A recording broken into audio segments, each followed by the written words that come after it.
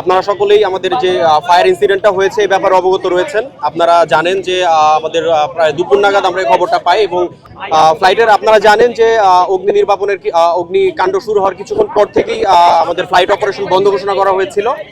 এর বর্তমানে এটা করা হয়েছিল আমাদের বিমানবন্দরের সকল যাত্রী এবং এয়ারক্রাফট এবং সকল জনগণ সবার সার্বিক নিরাপত্তার কথা চিন্তা করে অপেক্ষমান সকল সম্মানিত যাত্রী এবং সকল বিমানের সকল ক্রু সহ সকলকে খাবার প্রোভাইড করা হয়েছে।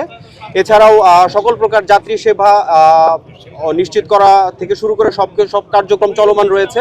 আপনারা জানেন যে কার্গো সেগমেন্টটা কিন্তু সম্পূর্ণ আলাদা এয়ারক্রাফট থেকে, বিমান চলাচলের জায়গা থেকে কিন্তু কার্গো সেগমেন্টটা আলাদা। কার্গো ফ্লাইট বলতে আপনারা জানেন যে আমাদের কিছু কার্গো ফ্লাইট কিন্তু স্কেডিউলড, সো শিডিউলের ভিতরে কোনো কার্গো ফ্লাইট আমাদের সামনে থাকলে আমরা এই ব্যাপারে চিন্তা ভাবনা করে দেখব।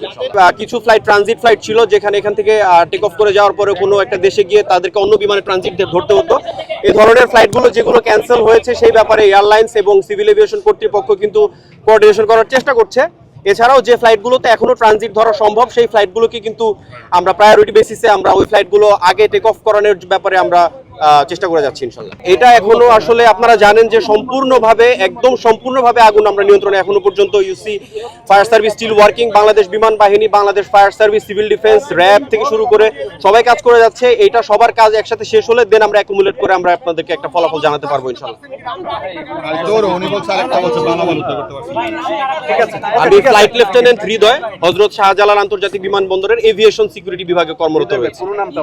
ফ্লাইট লেফটেন্যান্ট আবু ওয়াক্কাস হৃদয়। ঠিক আছে, থ্যাংক ইউ।